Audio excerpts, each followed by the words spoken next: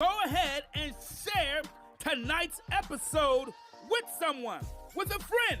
And if you're driving in your car, let someone know where they can hear TMG.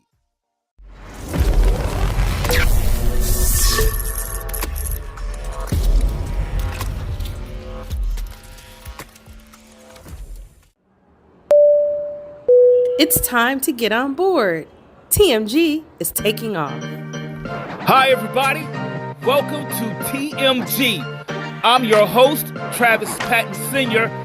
I enjoy discovering and sharing real-life moments of inspiration from everyday people. And this show is about finding moments of inspiration for our everyday lives. And look, and if you're going to tell me something, then tell me something good. Hi, everybody, and welcome to a brand new episode of TMG. I'm your host, Travis Patton Sr. Guys, look, do me a favor real quick. Don't forget to share and like our YouTube page. That's Tell Me Something Good with a capital T. And as always, I want to give a huge shout out to my biggest supporter, my biggest fan, my lovely wife, Nicole. Hey, girl, how you doing? I know you're watching.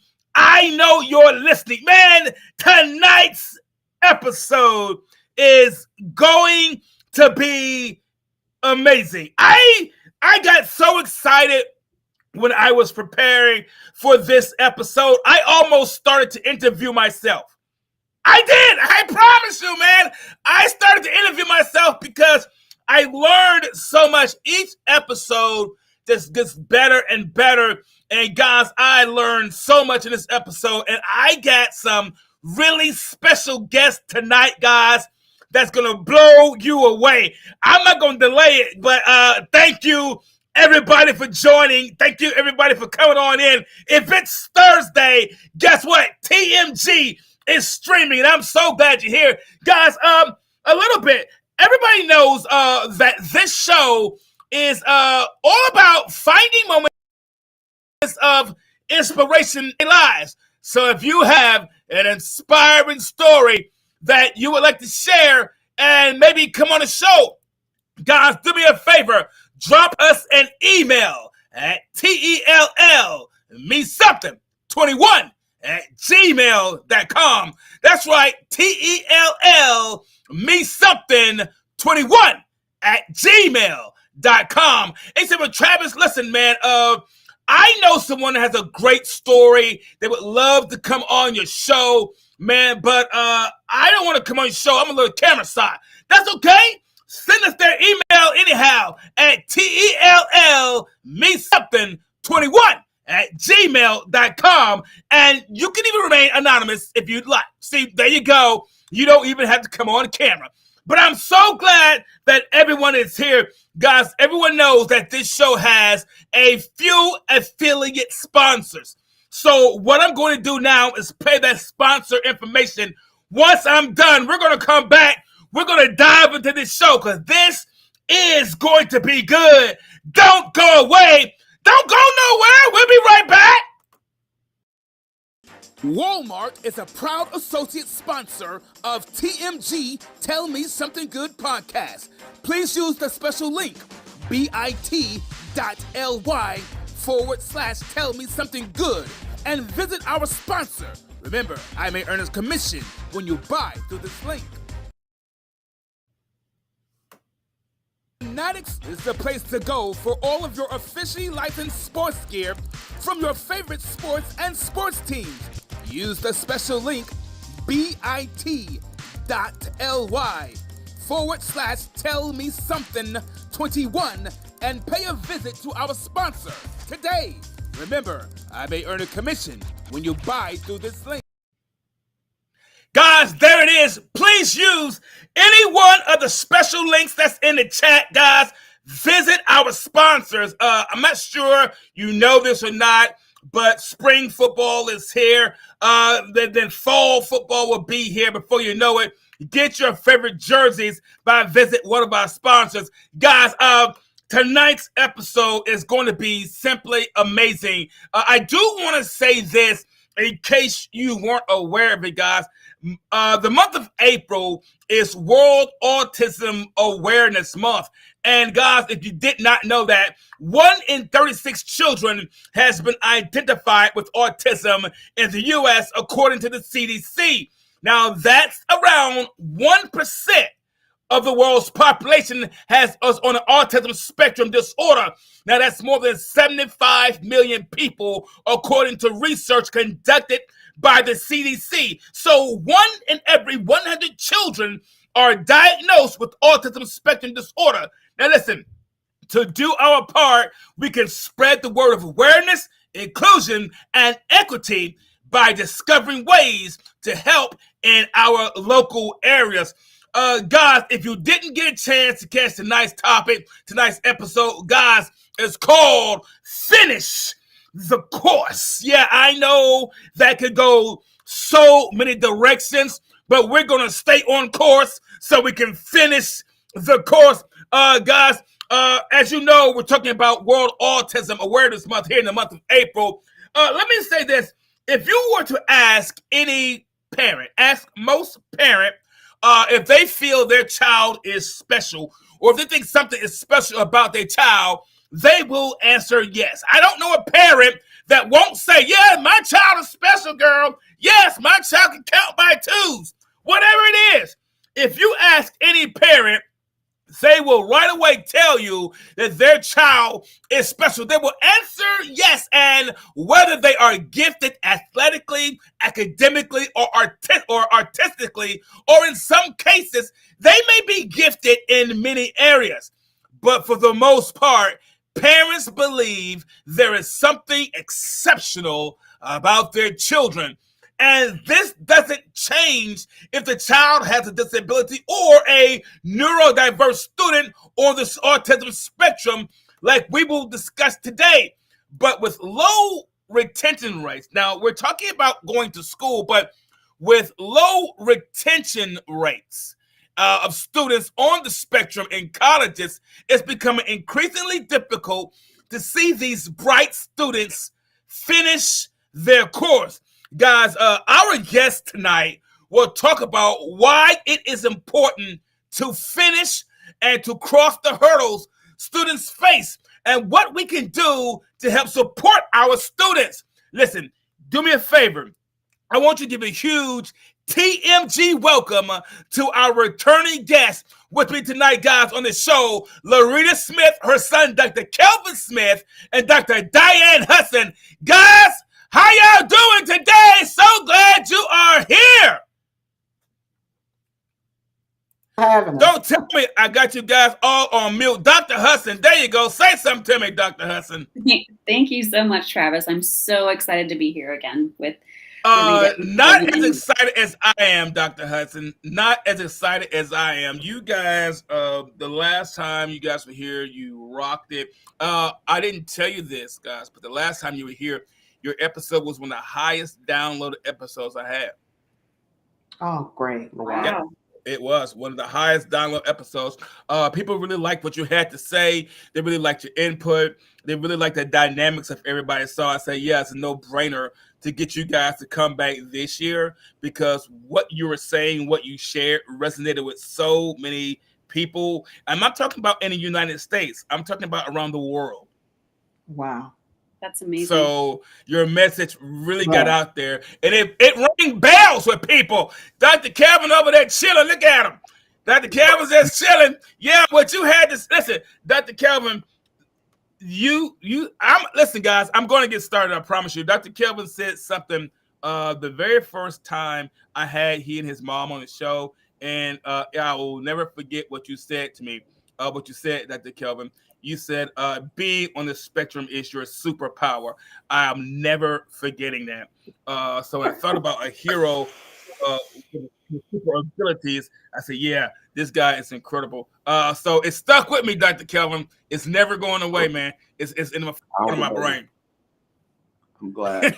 But I can't believe that it's been a full year. We were talking about this before the show. I can't believe it's been a year already since our show. So thank you everybody for joining in. I gotta get started with this, guys.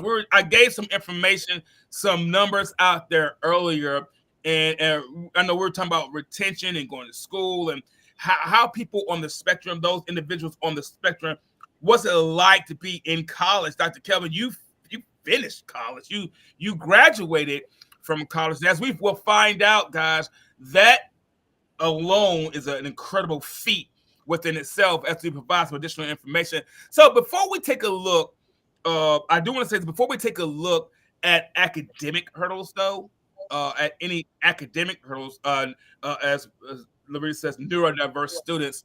All right, before we take a look at academic hurdles, we also must look at some aspects of everyday life hurdles, because those everyday life hurdles can get to becoming a way. And those everyday things, getting up, getting started, preparing yourself mentally, physically, those hurdles can also come into play when it comes to school retention, and it comes to school completing and finishing the course.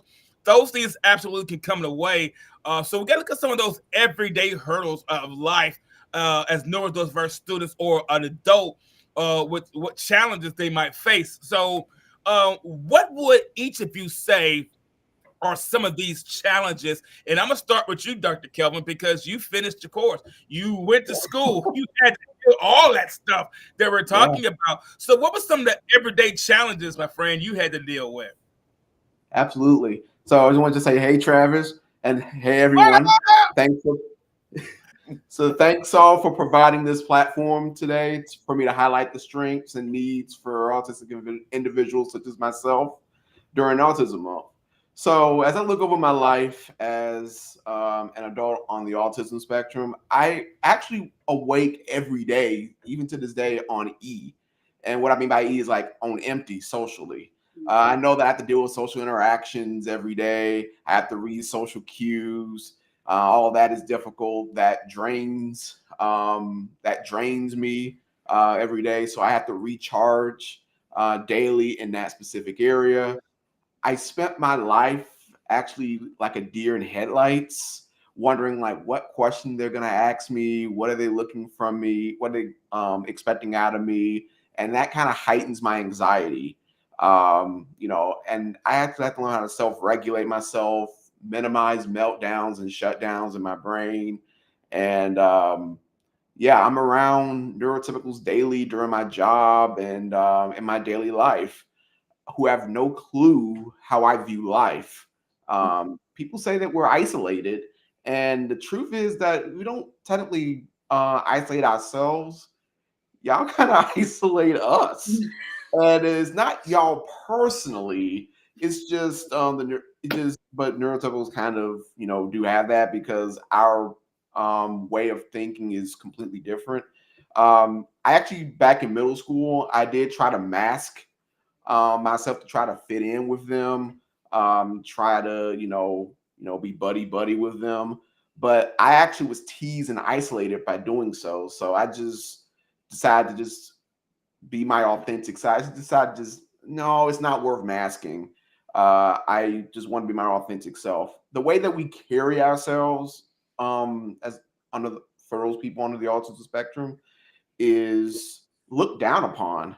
Eye contact, voice, the way we stem, like we have stemming.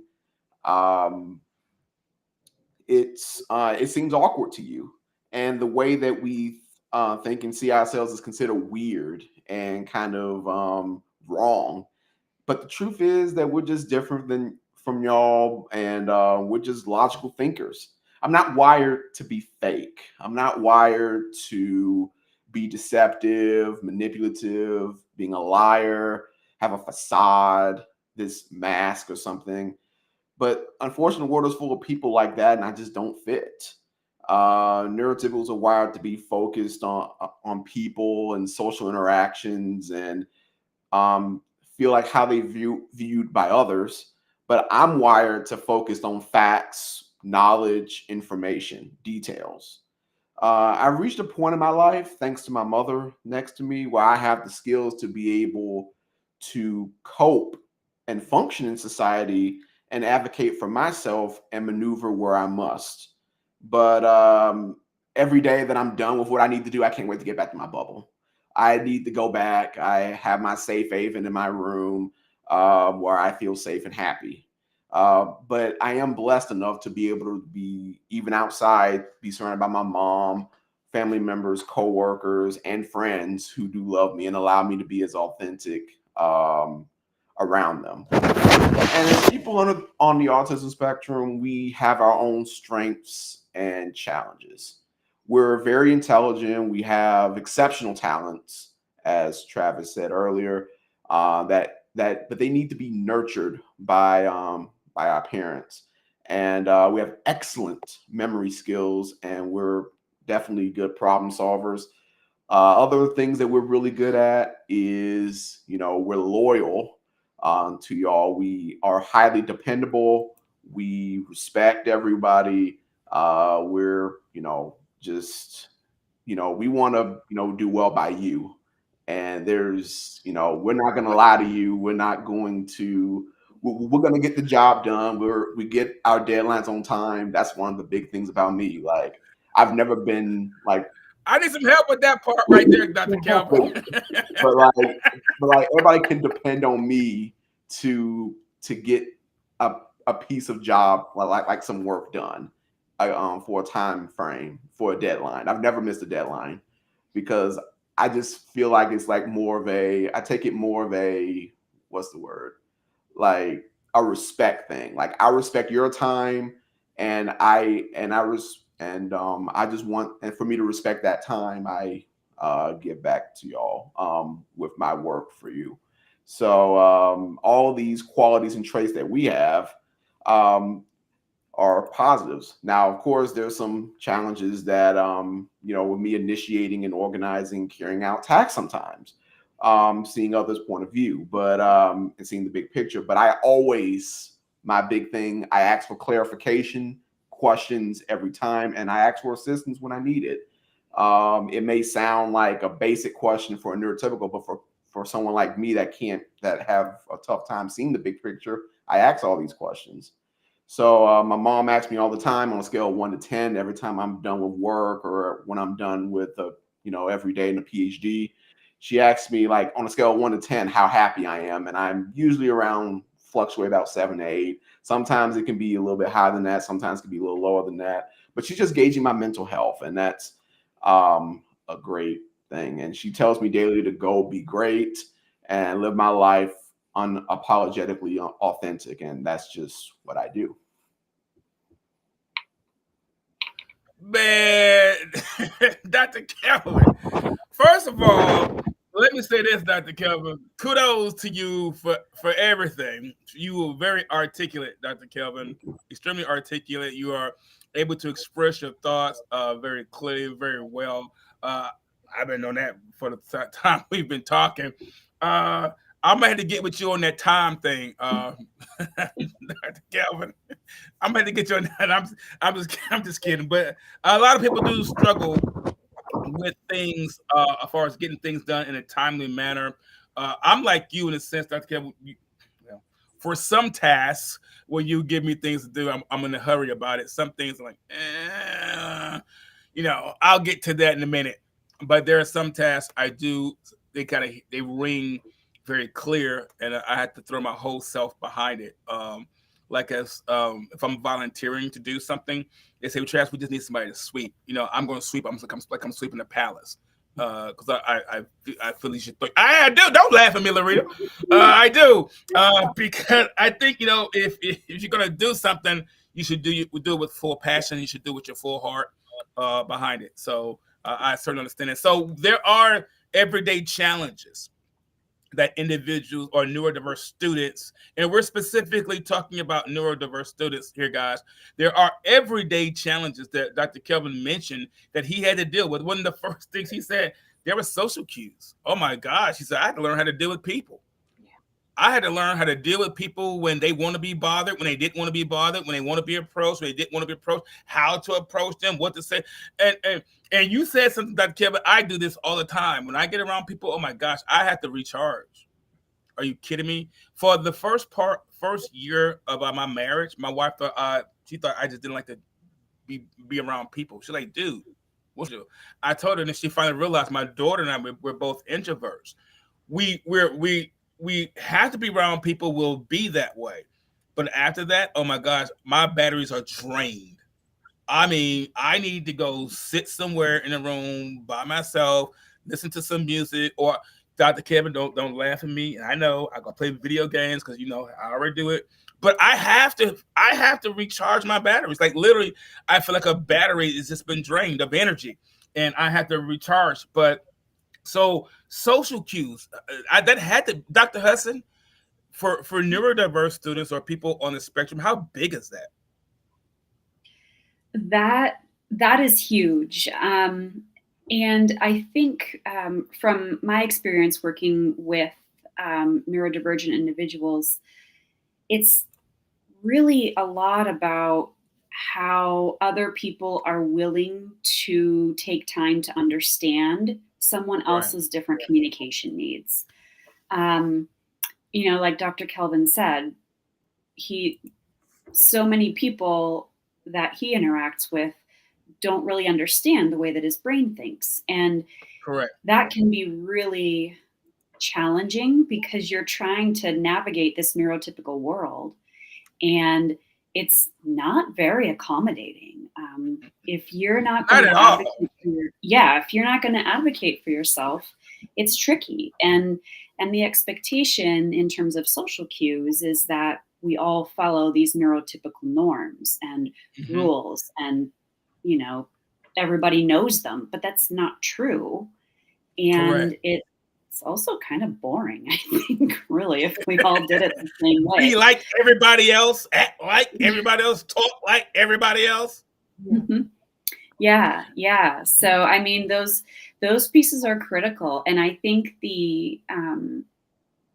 I think Dr. Kelvin is very unique in that he has had so many opportunities. And Larita, you're a big part of this, to really understand what his autism means to him, because everybody's is different, and to advocate when you need it. Like even being able to say, hey, I'm done with work. I'm home. I'll see you tomorrow.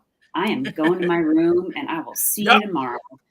That is a form of self-advocacy that we don't even a lot of times grant to kids in school, whether they're in elementary school, high school, college. Exactly. Yeah. I call it, I'm done peopling for today. I am done peopling. Larita, real quick for you. We did an episode after Kelvin mentioned something. He said when he was in middle school, he was trying to mask it. We did an episode behind the mask. And we talked about that. So, and we talked about how you stood behind him and advocated that he pull that mask off and be Kelvin Smith. So everyone can realize, hey, this is him.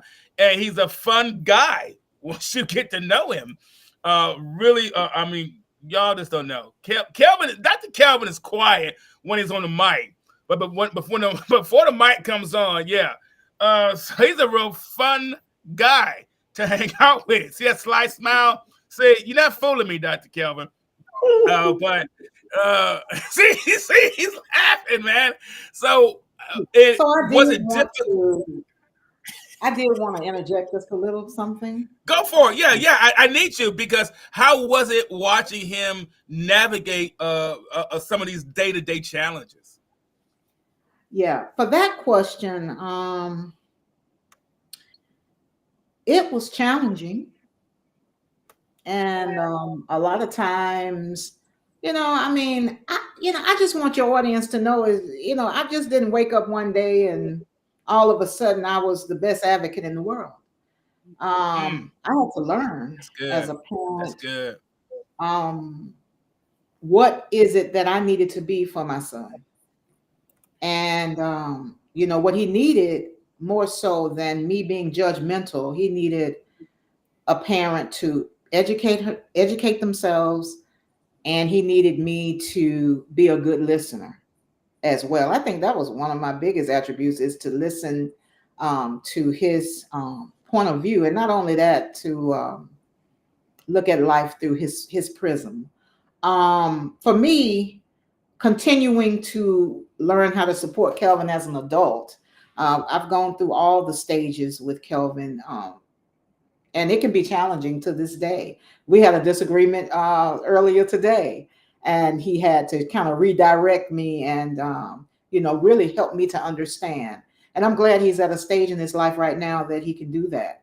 I take my hat off to all parents that are raising children on the autism spectrum. If I had a hat, I would tip it. This is a lifetime commitment. I have reached a stage where Kelvin advocates for himself, even when it comes to me.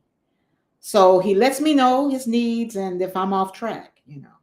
Our relationship, it continues to grow in a positive direction because we separate. One of the biggest lessons I had to learn was separating lack of motivation versus capacity.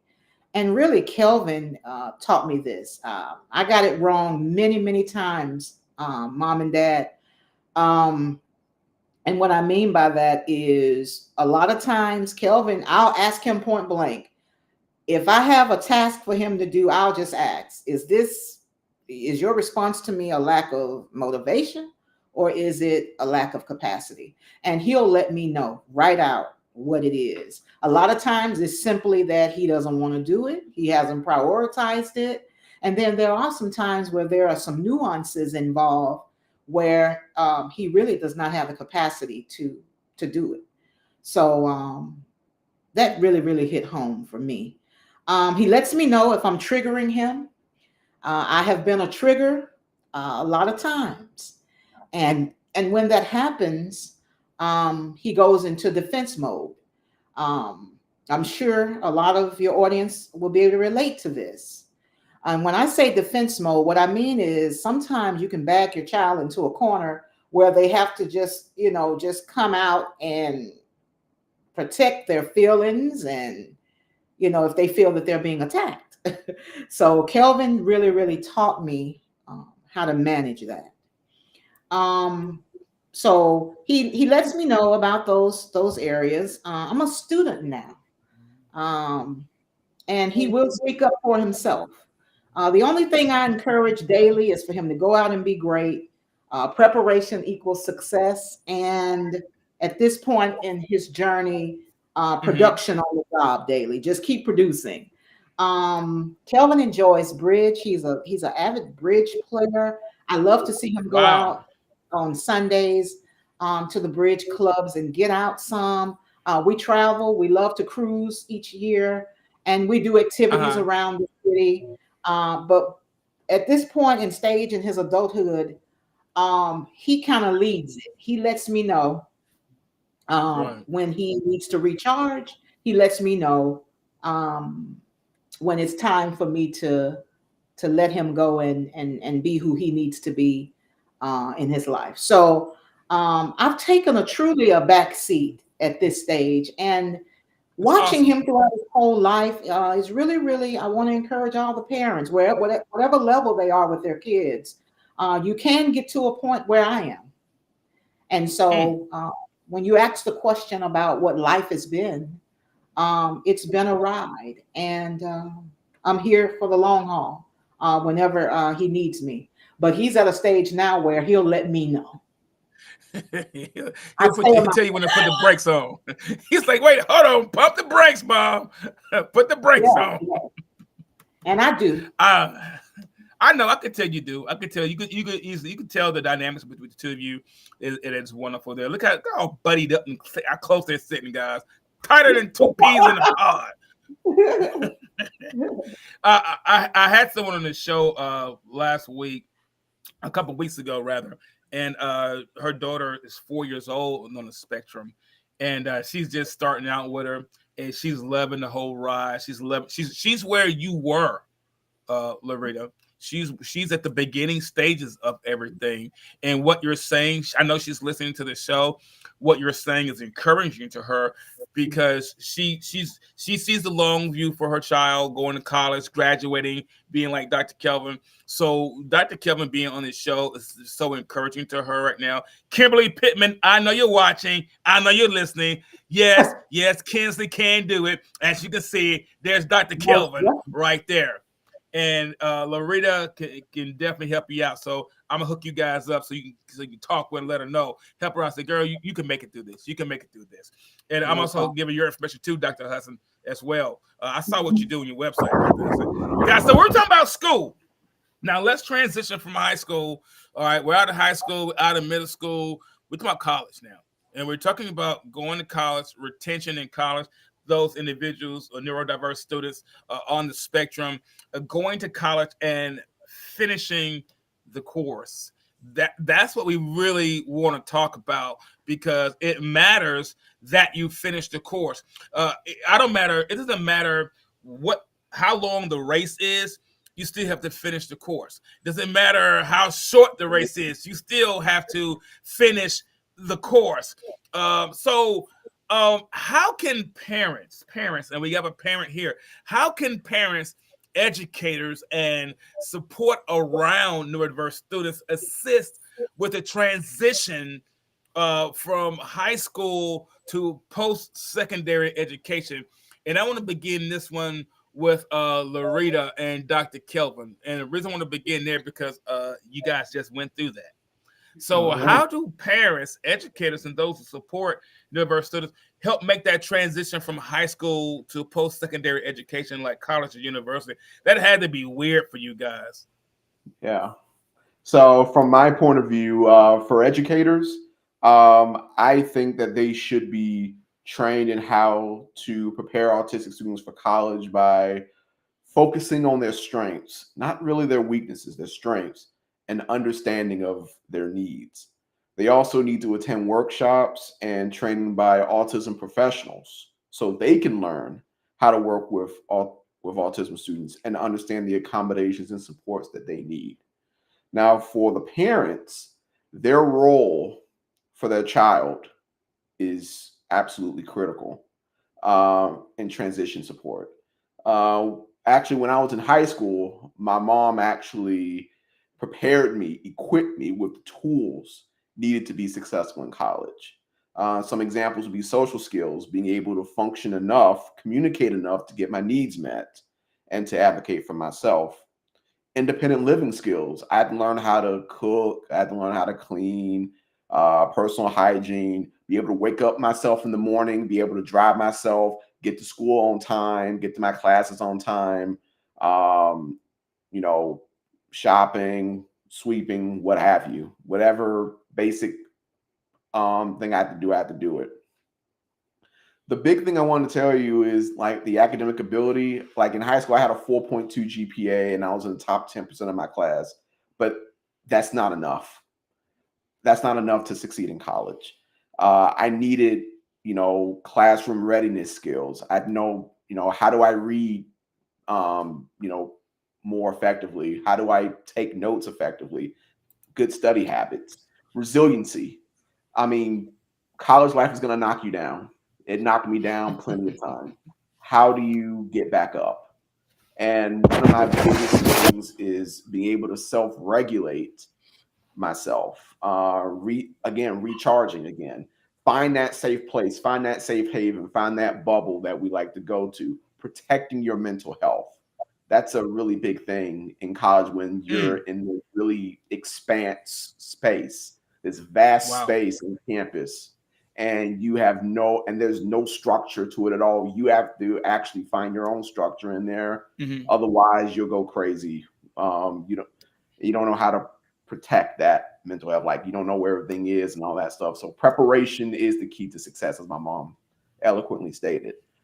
Executive functioning skills is another key thing. Two of the most important things that I know about is time management, being able to, get assignments and jobs done on time, get be able to get to your classes on time. Don't miss exams and finals. I mean, nothing worse than missing a finals and, getting an F for the course when you've done so well, all just because you were a few minutes late.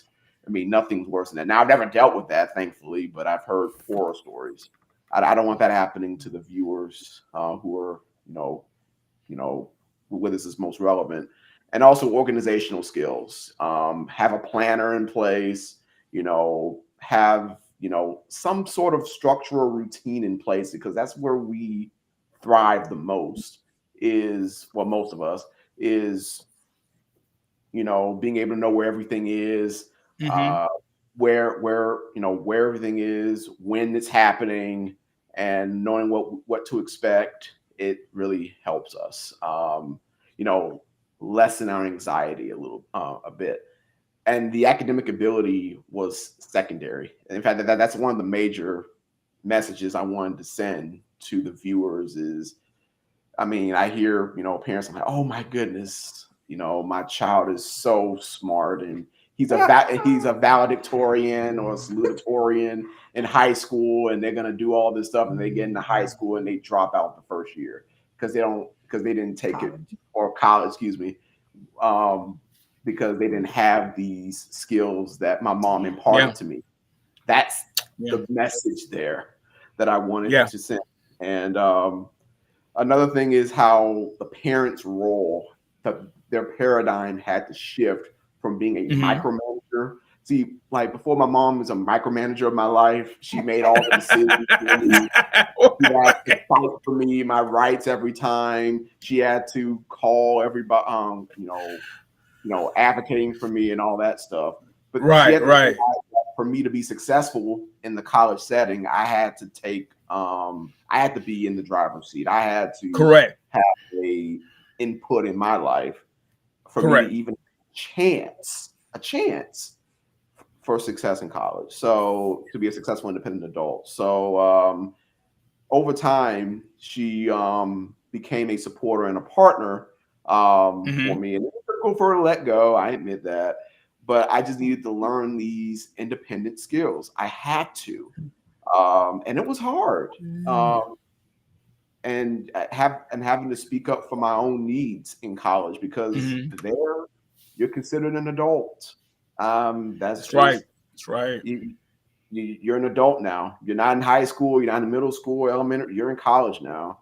And mom couldn't call, the professors on my behalf. They couldn't look at disability offices. They can't look at the Bursar office. I mean, think about any place that you would think of: counseling, career center, professors, peers, housing, all that.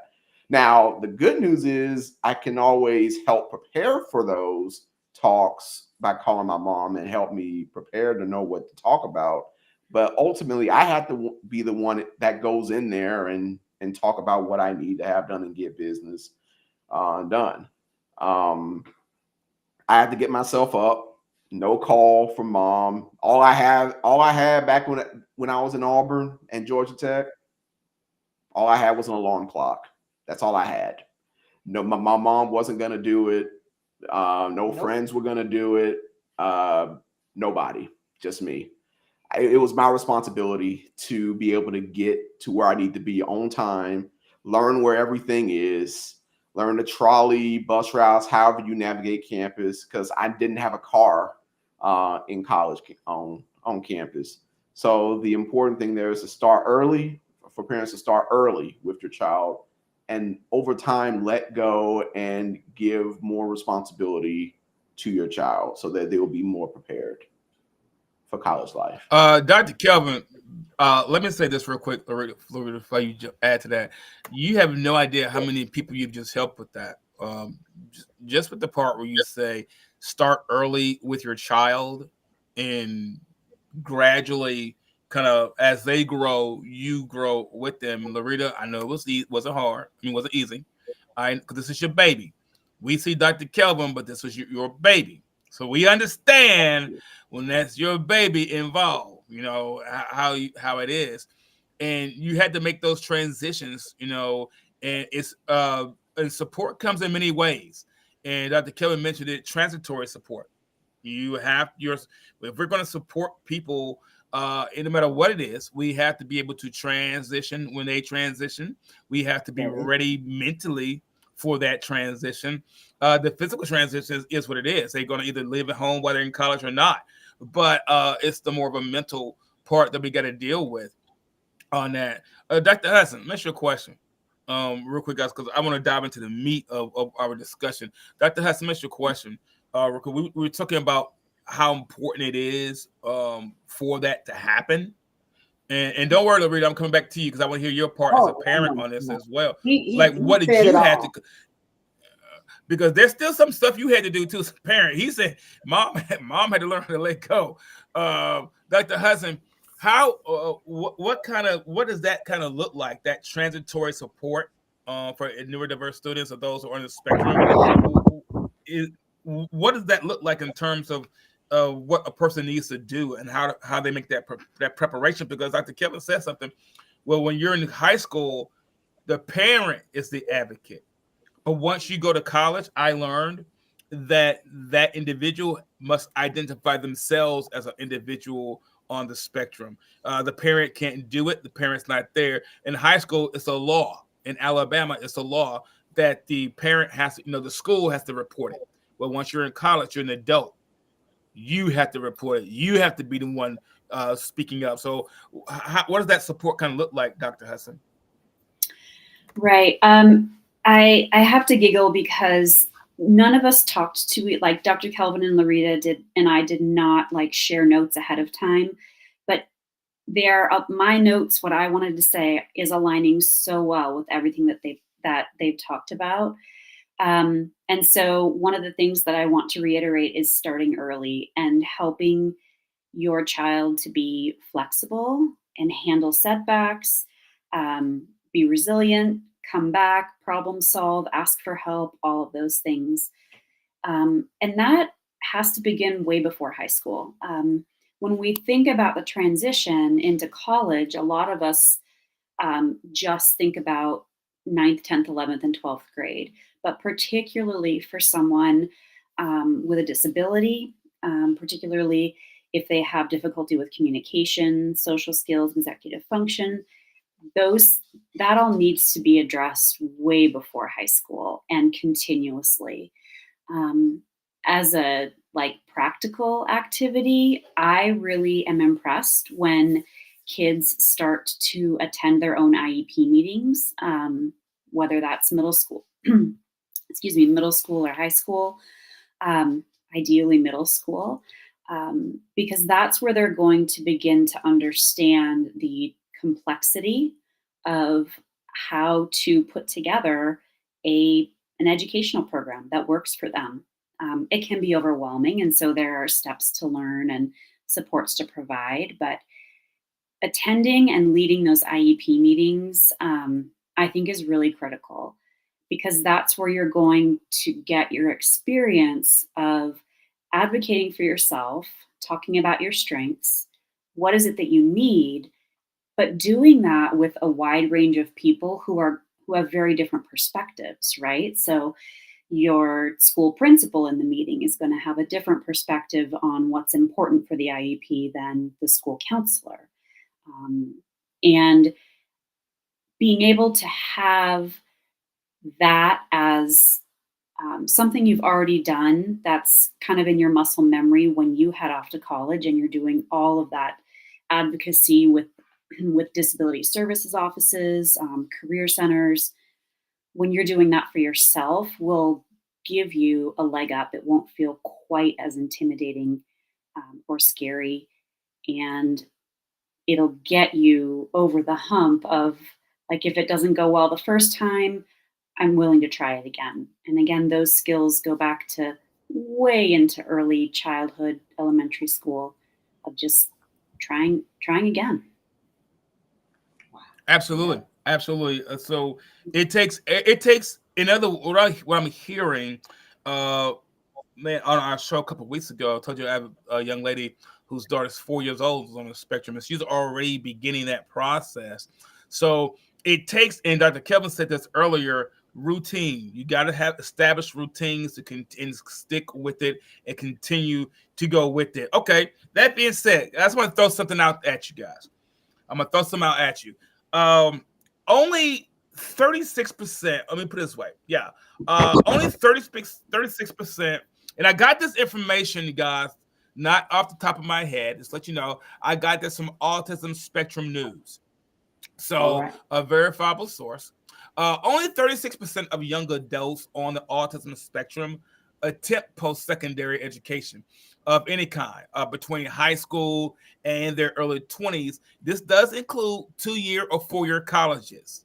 Okay, so or vocational education, and only 38.8% of them will complete their degrees. If you do the math, only about 14% of autistic or those individuals on the spectrum, high school students, graduate college. 14%.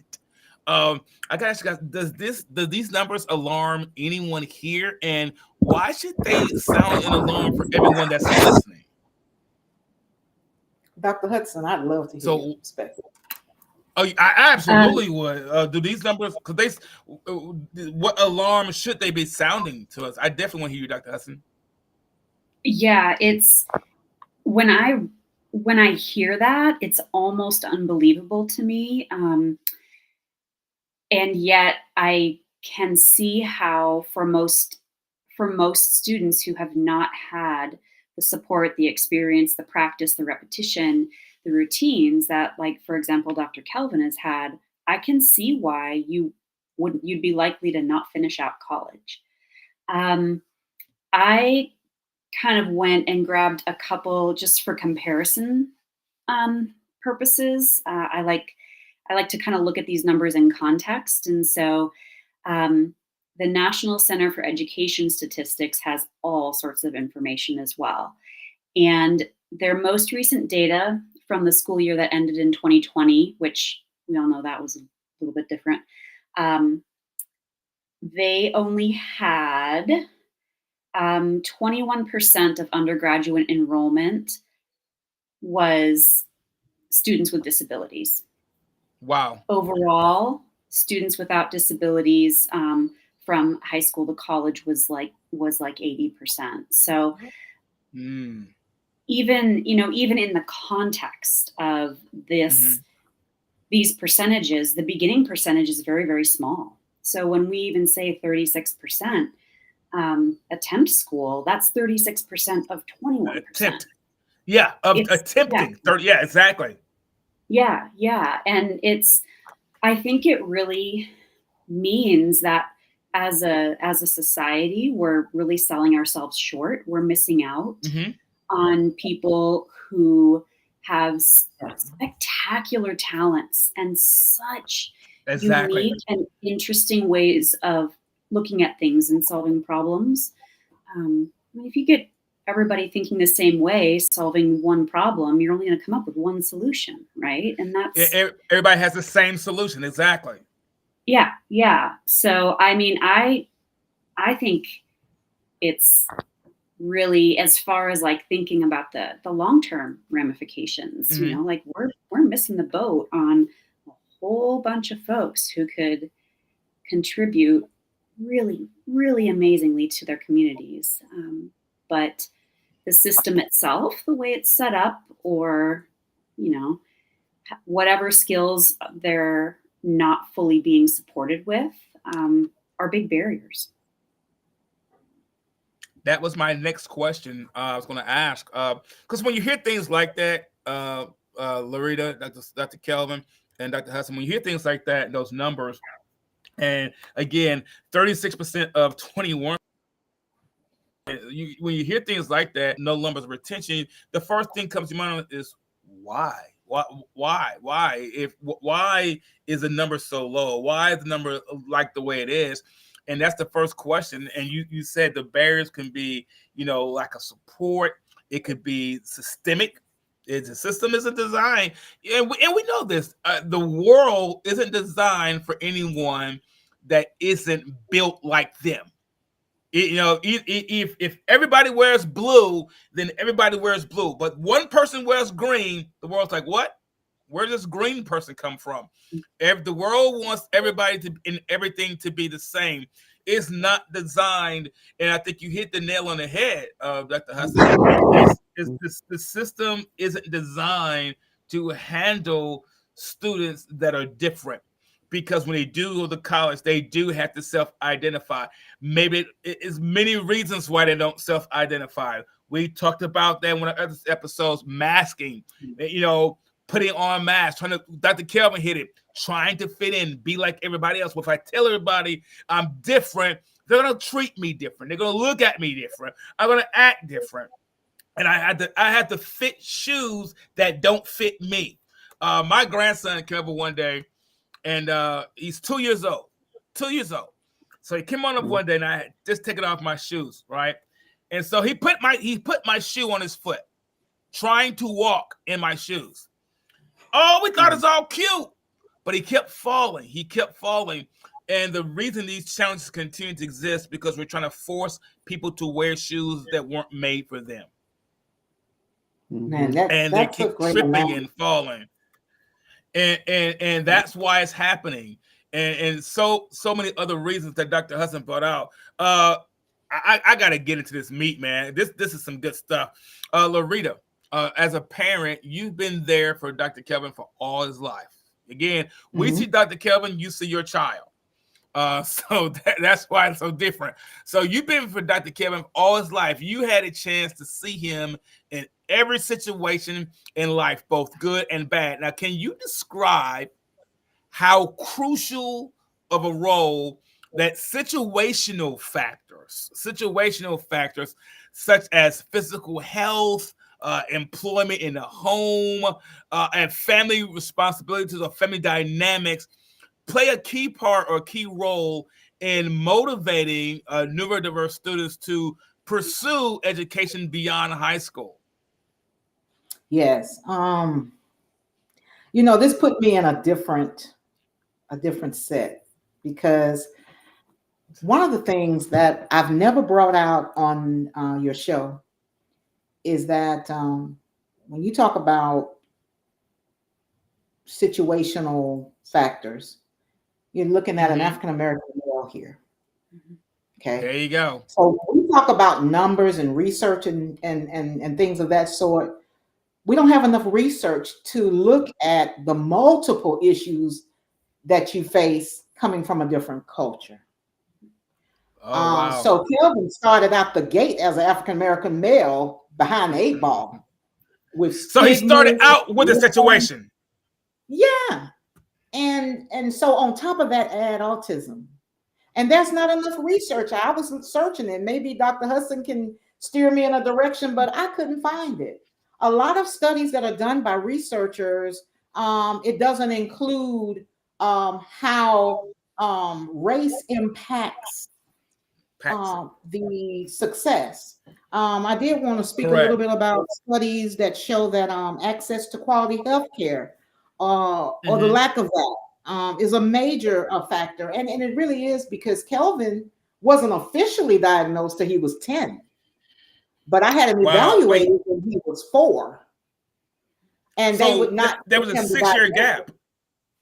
It was a 6-year gap. And what's interesting is, as a parent at that time, I wasn't as knowledgeable as I am today.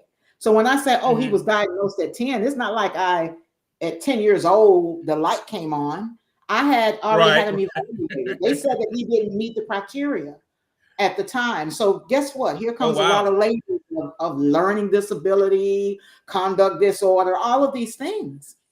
And at that time, I wasn't as knowledgeable as I am today. But it took him being up to 10 years old. So think about that early intervention that he didn't get. But thank God he had, parents and a village. Whatever I had to do, we were going to do. I was going to learn. I was going to go to every conference. So once I got plugged in and connected, that was better. But when you talk about situational factors, I'll mention a couple of others. In the Black community, a lot of times, I was raised, stuff stay in the house. It stays in the household. And what I mean is you don't go outside the household talking to Dr. Hudson, whatever's happening in your home. Stay in the home. Don't tell nobody. In the Black family, you keep it in the home. Well, those cultural biases, it's tough. Because I was told by my grandmother and a couple of other family members, Kelvin is the only child. He'll be okay. You know, he just doesn't have any kids to play with. He'll grow out of it.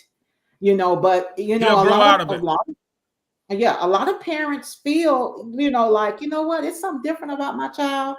I'd like to get him evaluated, but then, you know, people in the family are like, no, don't. They do that, they're going to put a label on him and blah, blah, blah, blah, blah. So that's another thing in dealing with the Black community. I think I had a couple of other things.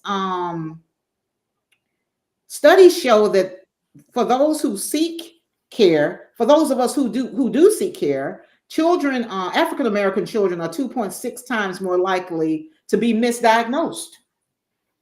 All right. So they don't come out with the diagnosis that they need to get the early intervention. Like I said earlier, they're labeled with other diagnoses. So by the time this kid gets into kindergarten, first grade, by the time they're, you know, become behavioral problems, then all of a sudden the system is like, oh, maybe we need to go back. But if they had done it at the beginning, that child could have got intervention services and you wouldn't be dealing with a child who had all of these issues. So it's a whole. You know, you're helping somebody right now, Loretta. You helping somebody, Loretta, because I'm very passionate about that part.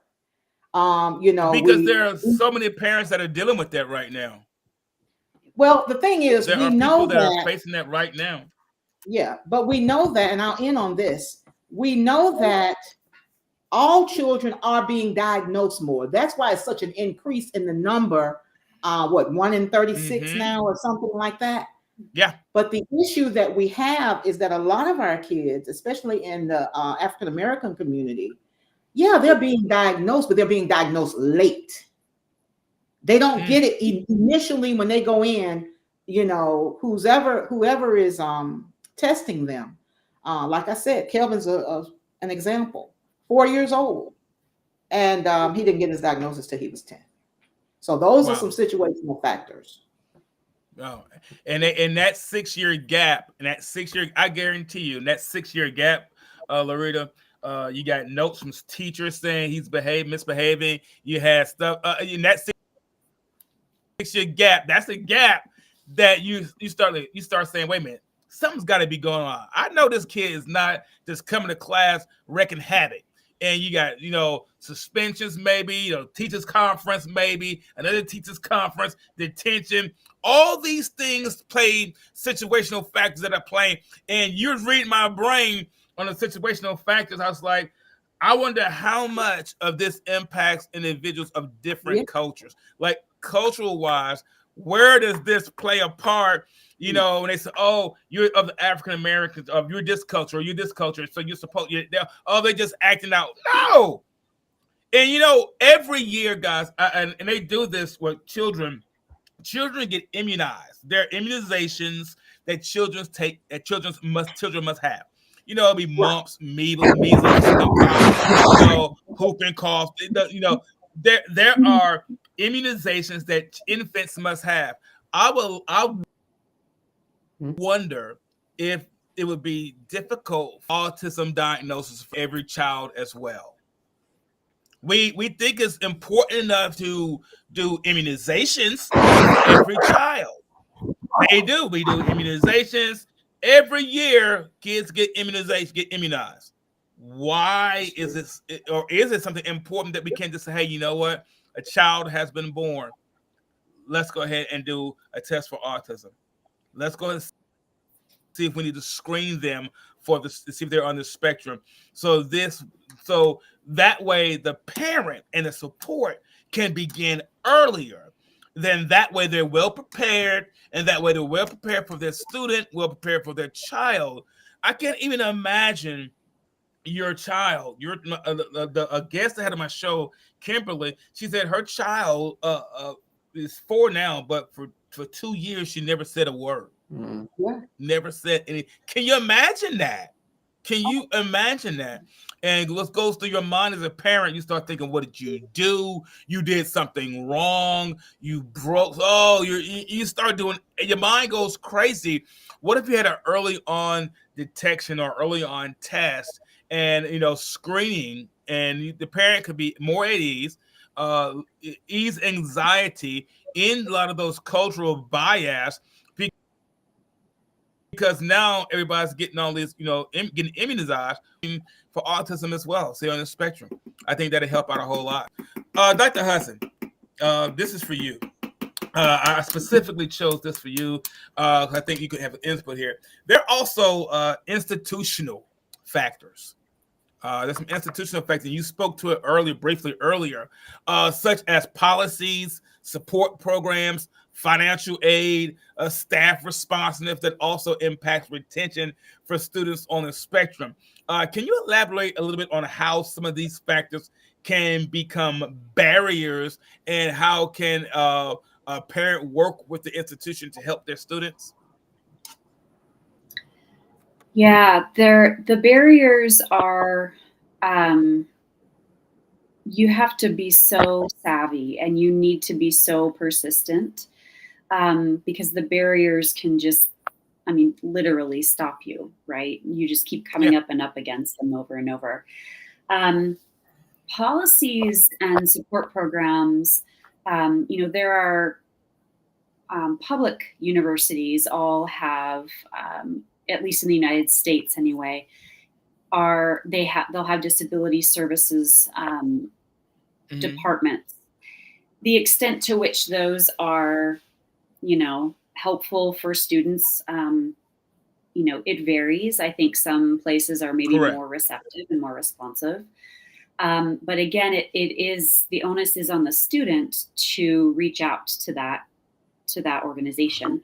As a parent, you can help your child to identify where the office is, when are they open, hey, you're going to go, here's what you should ask. But a lot of those, again, that's already three questions that if you decide any one of those is going to be the one that stops you, you're going to go through college with people not being aware that you perform and you are a much better student when you have accommodations and modifications that are legally, you are legally allowed to access. Absolutely. And, I think I was nodding a lot when Larita was talking about differences in race and access and diagnosis, because it's huge. And just thinking about the access that some families have to being able to get an advocate to help them out, or to help them out with understanding the application process. Financial aid is huge, right? Oh, big. Yeah. That's big. And it's not very, I don't work in the post-secondary secondary post-secondary environment very much. So I'm not really familiar with how much colleges and college professors receive instruction on supporting students with disabilities and autistic people. I would suspect, though, if it's kind of like it is in a lot of our public schools in the US, that if you're really someone who wants to learn about it, you kind of have to learn about it on your own. I think there's probably a base level of knowledge that perhaps people receive. But if you really want to understand, what makes a neurodivergent brain neurodivergent and how is that different, if you have ADHD versus if you have a learning disability. So I think, when you're in high school, I do feel like you have a little bit more if you've got a great IEP team in place and you have people that know and understand you because you've been there for 4 years, it creates a really great environment. And then you go to college and it's like almost like you're starting over, really. And you are. Yeah. So, those are just a few of the barriers. And even as I'm saying them, I'm thinking, why would I no wonder I just decide not to do it, right? We don't make it easy. We don't make it easy. Why even try if you know when you start thinking about am I going to have financial aid? Am I going to have help? Am I going to have support? Dr. Kelvin, you graduated college, so I got to ask you this, man. I gotta ask you this question. There are also what I call individualized factors, and you point this out. When you go to college, your college may have a whole bunch of people, but you're the only person taking that class. You're responsible for your own homework. So there's what I call individualized factors, factors that the individual, no one can change but that person. Um, these individualized factors, they play a part impacting both the desire to pursue education beyond high school and retention for students on those on the spectrum. Now, these individual things like self-confidence, attitude, beliefs, what part did, and I know this is a good one, what part did any of these play in your decision to attend college, and how big of a role would you say they played in motivating you to complete your degree? Absolutely. So I always had a passion and love for education and learning in general. I was motivated to succeed academically purely because that was really the one thing during my educational journey and career that I took pride in, that I was really good at. Like, I had the initiative and the motivation and the maturity to be able to do well in college. And it's not just, I know you said individualized factors, but those individualized factors were really imparted to me by my mom and actually allowed me to be able to assert myself and be able to find that resilience and perseverance myself, and how it, not only in, academic settings, but also in life in general. Heck, during my, studying Jeopardy, my perseverance skills came into play then. It took me 10 years to get on the show. But the thing is the perseverance is the key thing that is not, that it goes everywhere. Once you develop that skill, it carries with you forever. And my biggest challenge actually was, with communication and social interactions, but my love and passion for learning, teaching, education just kind of overwhelmed all that. Like, I felt like I was, in command. I felt like I was, just being able to give back to those students, to get the light bulb on. That passion of mine, that fire to bring, to do something good for them is the one thing that keeps me going, even though I know I'm interacting with people a whole lot and I recognize that. But just knowing my my beliefs and values of education overwhelmed all that. So so during my times as TAing and teaching and all that stuff, it's just that was one of the most enjoyable parts of my PhD program, was the TAing, because I like teaching and all that stuff. But even with all that planning in the world, I still had challenges ahead, mainly social based. But I put myself in that position to win, and the resiliency and self-regulation, self-advocacy, helped along the way. As a parent, you really got to be able to, know what your child's gifts are. They'll tell you. I mean, it's gonna be, you just have to pay attention to it. They'll tell you, and nurture them, and just have, you nurture them wherever they may take you. They can take you to so many good things. It's unbelievable. Like, you see, like your child, like, messing with an airplane a whole bunch. Who knows? Nurture that into aerospace. They may be in NASA someday. Exactly. Or, mess with trains. They can be like like being a train conductor, or some, engineering, building trains. You never know. Athletics, like you mentioned, Travis, in the beginning, athletics are the arts, math and science. That was me. My mom saw me with my love for math and science, and I just, and look where that took us, because my mom nurtured my gifts for those subjects. And that's where we are now with my,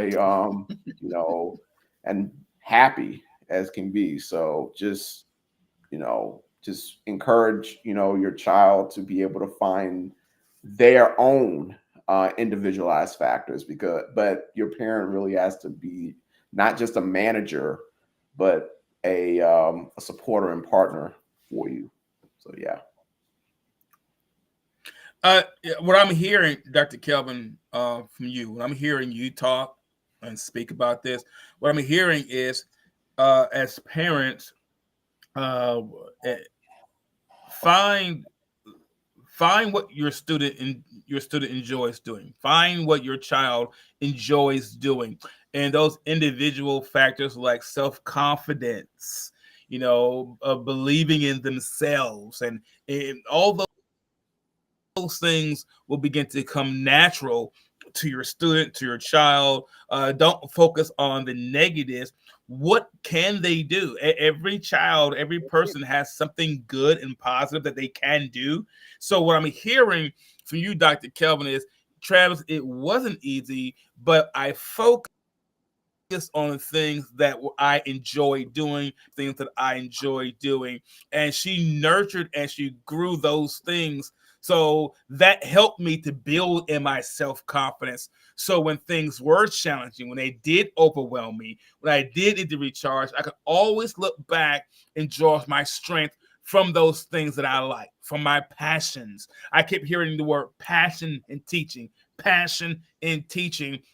So that tells me that you have a true passion for that. That's like that truly is like your energy, your power comes from, and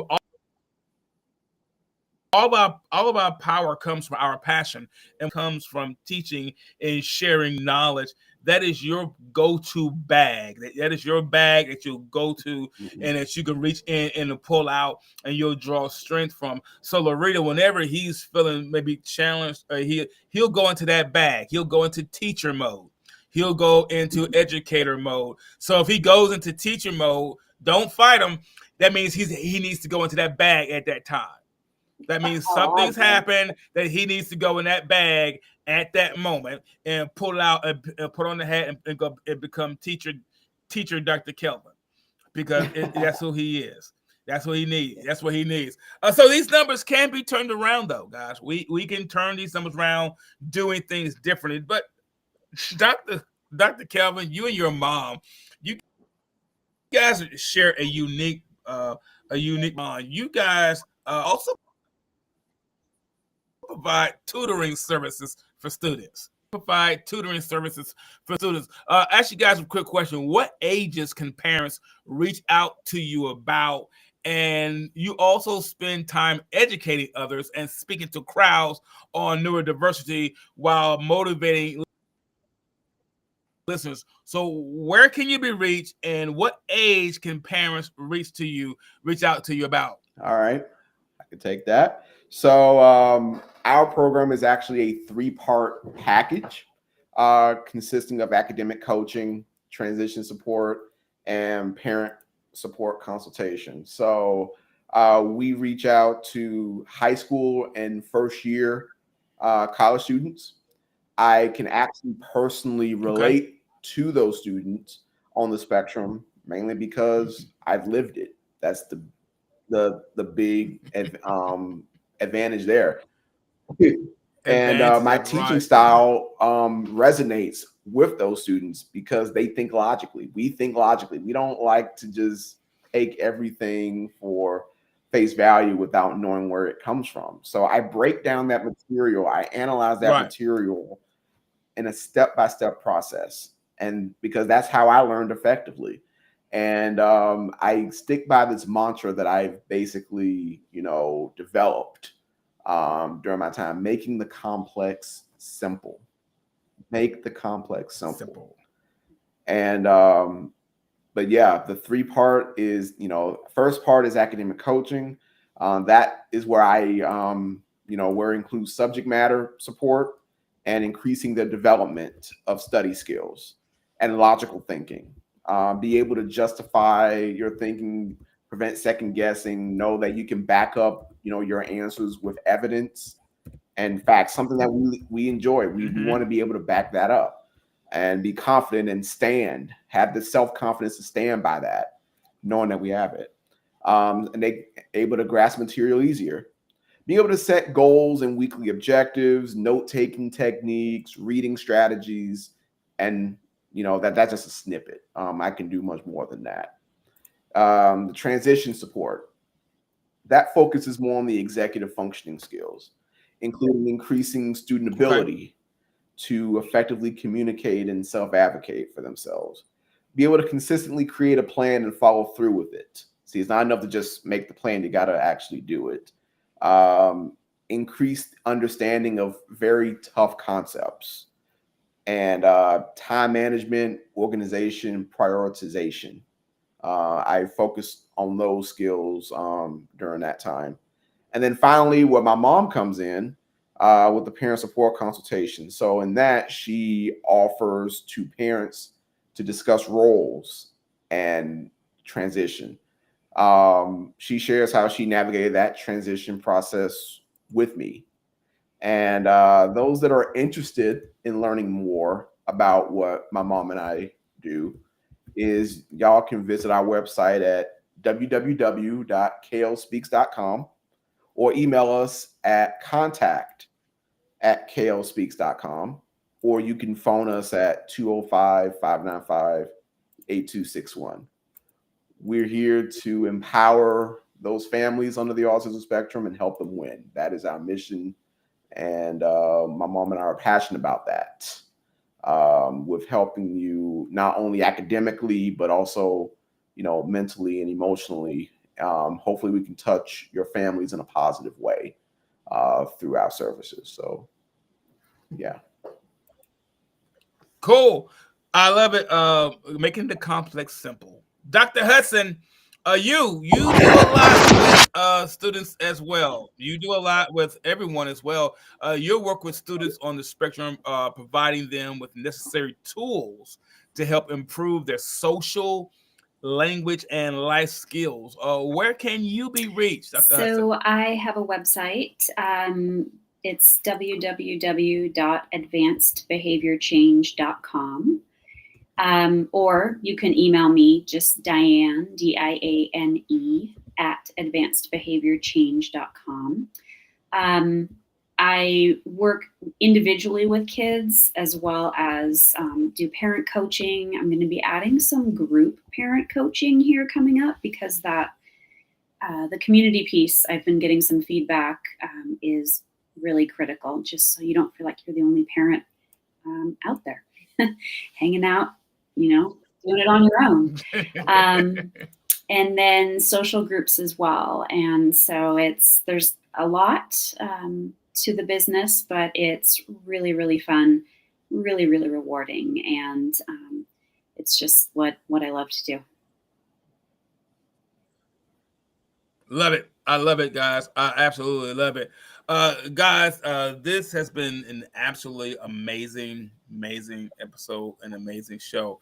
I'm not going to hold everybody. Thank you, everybody, for tuning in. Guys, I want to thank, I guess, Dr. Hudson, Dr. Diane Hudson, Dr. Kelvin Smith. Yeah, next year we'll be doing this again. Dr. Hudson, we had to wait on her. She was out of the country, y'all. Yeah, she was out hanging 10. I love it. Guys, given all the information we talked about tonight, these situational factors, Dr. Larita, you bought it with that one, Larita. The situational factors, the institutional factors, the individualized factors, they can become that barrier to help prevent or get in the way of individuals finishing the course. Dr. Kelvin is exceptional. I'm not ringing a bell. I'm just making a statement, a true statement. Dr. Kelvin is exceptional, but on many aspects, he can also be considered the exception. Yes. Given the information that we provided tonight, at times finishing the course can resemble a lot like standing still. Sometimes nothing appears to change We can all make a difference when we can play our part in helping others finish their course by providing healthy situations and support, advocating with our local government agencies to enact policies that provide clear and identifiable support programs, and by providing mentorship for at-risk students on the spectrum, encouraging them to believe in themselves and their abilities. Maybe, just maybe by doing so, we will have a chance to help someone finish the course. I got to do this, guys. If I don't do this, somebody's going to say something to me. So I got to end this the proper way. So let me go ahead and do this real quick, guys. I'm so glad everyone was here. Glad that everyone joined in today. So let me go ahead and do this so I don't get an email or a message, because I will. I promise you I will. Let me do this real quick. Not there. All right, here you go. I'm going to put this like this so they won't say anything to me. Yeah, there we go. Now I'm going to do it. There we go. Now. All right, guys. It's about that time. And as always, it's been a real blast. Listen, don't forget to visit our YouTube page. That's Tell Me Something Good with a capital T. And as always, guys, you can listen to your favorite episode every Thursday, 6:30 p.m. Central, 7:30 p.m. Eastern, to listen to the show. Or you can stream it on your favorite listening platform like Apple Podcasts, Spotify, iHeartRadio, and so many more. Thank you, everybody, for tuning in. And as always, in parting, if you're going to tell me something, then tell me something good. I'm out of here. I got to go. Peace, y'all.